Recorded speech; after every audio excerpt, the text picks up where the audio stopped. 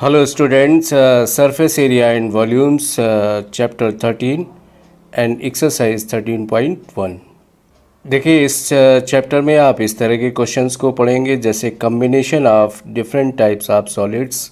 किसी एक कोन को किसी स्फीयर पे सरमाउंट कर देते हैं किसी क्यूब के ऊपर, जैसे कि आप इस पिक्चर में भी देख रहे हैं। किसी क्यूब के ऊपर अगर हम एक हेमी स्फीयर को सरमाउंट कर देते हैं। 9th क्लास में सिर्फ आपने एक सॉलिड पे सिर्फ एक ही तरह के क्वेश्चंस होते थे, बट यहाँ पे देखेंगे डिफरेंट तरह के सॉलिड्स को हमने कंबाइन किया है और कंबाइन का फिर सरफेस एरिया या फिर हमें वॉल्यूम को कैलकुलेट करना होता है। बट फार्मूले जो आपने बेसिक फार्मूले क्लास 9th में भी पढ़ रखे हैं उन्हीं का यूज़ है, बट यहाँ थोड़ा डिफरेंट तरीके से यूज करते हैं। यहाँ पे हम किसी दो सॉलिड के फार्मूलों को या तो सरफेस एरिया के फार्मूलों को या फिर वॉल्यूम के फार्मूलों को कंबाइन करते हैं। So let us start now. Question number 6, a medicine capsule is in the shape of a cylinder with two hemispheres stuck to each of its ends. The length of the entire capsule is 14 mm and the diameter of the capsule is 5 mm. Find its surface area. देखिए हमें इस capsule का surface area को find out करना है। तो आप देखिए यहाँ पे इसको बहुत इजी ढंग से समझ लेते हैं। इसके देखिए दोनों तरफ जो एंड पार्ट्स हैं ये आपके हेमीस्फेरिकल पार्ट है और इनका जो रेडियस आता है ये 5 mm का, इसका हाफ 2.5 mm या 5/2 mm ये इसका रेडियस आ जाता है। दूसरा यहाँ देखते हैं कि ये जो इसका डेप्थ होगा ये भी 5/2 होगा, इधर भी 5/2 होगा। तो ये जो टोटल कैप्सूल का 14 mm लेंथ था इसका, अब ये सिर्फ 14 mm में 9 mm कम हो जाता है।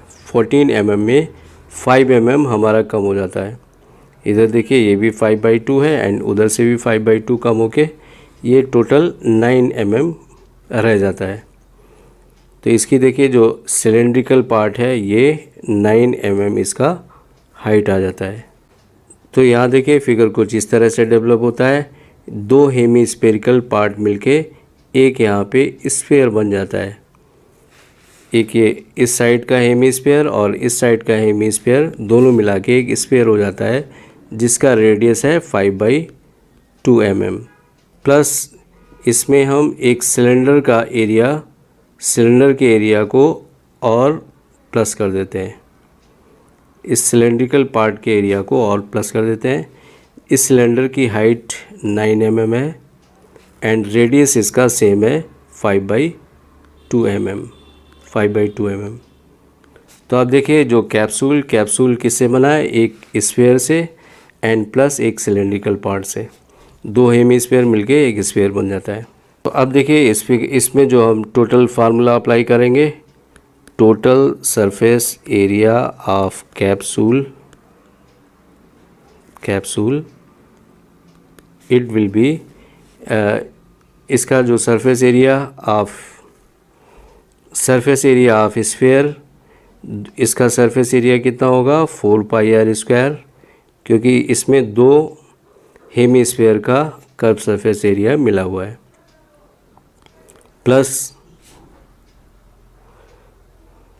अब देखिए इसका जो फार्मूला था ये था 4πr² एंड इसका जो फार्मूला था कर्व सरफेस एरिया 2πrh। इन दोनों को हमें कंबाइन कर देना है। तो यहाँ पे देखिए 4πr² प्लस 2πrh, सिर्फ इतना सा कैलकुलेशन हमें करना है। यहाँ पे भी देख रहे हैं जो आपका डायमीटर होता है, डायमीटर का हाफ रेडियस आ जाता है। ये जो टोटल सरफेस एरिया निकाला गया है ये 4πr² प्लस 2πrh, सिर्फ इसको निकाला गया है। एक यहाँ पे स्फीयर का एरिया 4πr² प्लस एक यहाँ पे जो सिलेंडर फॉर्म होता था उसका curve surface area 2πrh and 4πr²।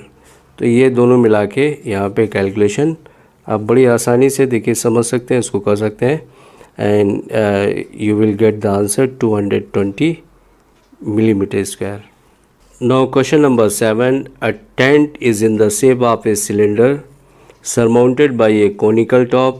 If the height and diameter of the cylindrical part are 2.1 meter and 4 meter respectively, and the slant height of the top is 2.8 meter, find the area of the canvas used for making the tent. Also find the cost of the canvas of the tent at the rate of rupees 500 per meter square. अब देखिए यहाँ पे भी पहले figure से ही हम समझ लेते हैं कि क्वेश्चन में हमें क्या करना है। इसमें देखिए एक टेंट बनाया जाता है। टेंट में आप देखते हैं कि जो नीचे वाला कोन का नीचे वाला जो सर्कल का हिस्सा होता है ये खाली होगा, और यहाँ पे आपका ज़मीन होगी या यहाँ पे भी टेंट का पार्ट जो है ये खाली रहता है। इस टेंट को बनाने में देखिए कितना कैनवास यूज़ होगा। इसको कैलकुलेट करने के लिए इस टेंट का टोटल सरफेस एरिया हमें फाइंड आउट करना है। तो यहाँ दो चीज़ें देखिए कैलकुलेट करना है। एक तो हमें इसका pi r l curve surface area of cone and curve surface area of cylinder 2 pi r H.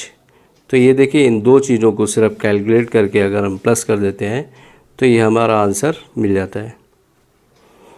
अब यहाँ एक चीज़ ध्यान रखेंगे, हमेशा जब किसी एक तरह के सॉलिड के ऊपर दूसरी तरह की शेप को सरमाउंट किया जाता है तो इसका मतलब सरमाउंट जब भी हो सकता है जब दोनों का रेडियस इक्वल हो।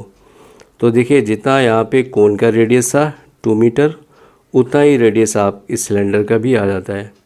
एल आपका 2.8 मीटर दिया हुआ है, आर भी दिया हुआ है, पाई आर एल कैलकुलेट हो जाएगा। एंड नीचे भी देखिए आपका आर रेडियस भी 2 मीटर है and height of the tent, height of the cylindrical part ये इट इज़ 2.1 मीटर ये हाइट है। तो आपका पूरा फार्मूला कैलकुलेट हो जाता है। यहाँ पे देखिए area of canvas use for area of canvas used CSA of conical part plus CSA of cylindrical part. और देखिए यहाँ पे सेम पाई r l plus 2 pi r L सिर्फ इतना करना है। जब आपका एक बार टोटल सरफेस एरिया आ जाता है कॉस्ट से, इसके बाद कॉस्ट से इसको मल्टीप्लाई कर देते हैं तो हमारी जो टोटल कॉस्ट है कैनवास की वो भी पता चल जाता है। Now question number 8, from a solid cylinder whose height is 2.4 centimetre and diameter is 1.4 centimetre, conical cavity of the same height and the same diameter is hollowed out. Find the total surface area of the remaining solid to nearest centimeter square. देखिए इस question के measurement को आप देख रहे हैं और इसमें क्या हो रहा है वो आपको समझा देते हैं।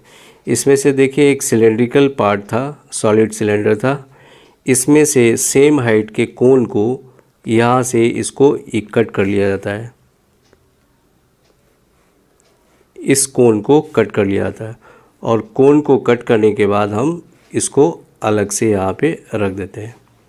देखिए इस क्वेश्चन में क्या हो रहा है, एक ये सॉलिड सिलेंडर था, सपोज़ करिए वुडन का था, इसमें से सेम हाइट के कोन को कट करने के बाद इसको यहाँ से निकाल के अलग रख देते हैं इसको इस तरह से। तो ये जो कोन यहाँ से कट करते हैं इस सिलेंडर से, ये हमारा कोन यहाँ पे आ जाता है। तो अब देखिए जब हम एक सिलेंडर से कोन को कट करके निकाल देते हैं तो इसके अंदर, इस सिलेंडर के अंदर साइड में एक कर्व सरफेस एरिया ऑफ कोन ये डेवलप हो जाता है। बट यहाँ देखिए इस सिलेंडर का जो टोटल सरफेस एरिया में से लॉस भी होता है। लॉस किसका होता है, एक ये जो सर्कल का लॉस होता है, मींस ये जो सर्कल कट करके माइनस आता है ये एक सिलेंडर का भी सर्कल होता है और इसको हम माइनस पाई आर स्क्वायर कर देंगे क्योंकि इसका लॉस हो रहा है।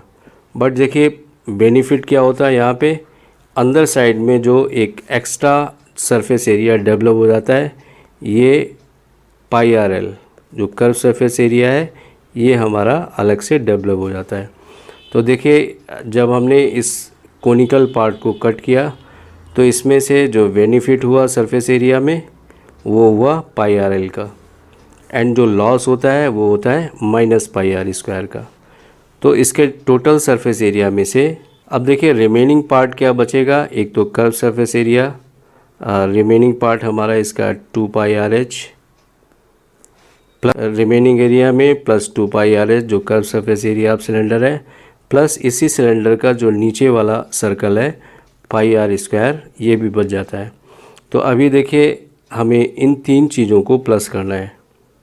तो जो total surface area of solid, इसका हमें कैलकुलेशन करना है। ये 2 pi r h curve surface area of cylinder plus इसके अंदर साइड में पाई आर एल जो curve surface area of cone develop हो जाता है।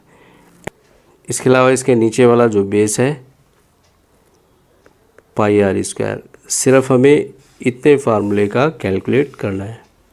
यहाँ देखते हैं, पहले एल को निकाल लेते हैं। Slant height it is 2.5 centimetre and इसके बाद देखिए सेम फार्मूले को यूज़ किया गया है। रिमेनिंग पार्ट का जो सरफेस एरिया है इसमें आपका 2 pi r h plus pi r l plus pi r square and last में कैलकुलेट होके it will be 17.60 centimetre square. अगर हम नियरेस्ट सेंटीमीटर स्क्वायर में इसको राउंड ऑफ करते हैं तो it will B 18 centimetre square. Now question number 9, a wooden article was made by scooping out a hemisphere from each end of a solid cylinder as shown in the given figure. If the height of the cylinder is 10 centimeter and its base radius 3.5 centimeter, find the total surface area of the article. यहाँ भी देखते हैं, देखिए इस जगह से एक hemisphere को कट करके यहाँ से निकाल देते हैं। तो एक हेमीस्फीयर हमारा ये आ जाता है, दूसरा नीचे से भी एक हेमीस्फीयर को यहाँ से भी कट करके अलग कर दिया जाता है। दूसरा हेमीस्फीयर हमारा इस जगह आता है इस तरह से। अब ये देखिए दोनों हेमीस्फीयर मिलके एक स्फीयर बन जाता है। जब ये दोनों हेमीस्फीयर मिलके एक स्फीयर बन जाता है तो अब हमें देखिए इसका जब हेमीस्फीयर को कट करते हैं तो एक हेमीस्फीयरिकल जो कर्व सरफेस एरिया है वो अंदर की साइड में डेवलप हो जाता है, इस साइड में, ऊपर और नीचे दोनों तरफ। यहाँ पे देखिए जो हमें सरफेस एरिया निकालना है, total surface area of article, जो आर्टिकल का टोटल सरफेस एरिया है, इसमें देखिए हमें क्या करना है, इसमें curve surface area of sphere plus यहाँ भी एक आपका सिलेंड्रिकल पार्ट बन जाता है। कर्व सरफेस एरिया हमें इस सिलेंडर का भी 2 pi r h and 4 pi r square, इसी को ऐड करना है। तो it means pi r h plus 4 pi r square, इन दोनों को ऐड करना है।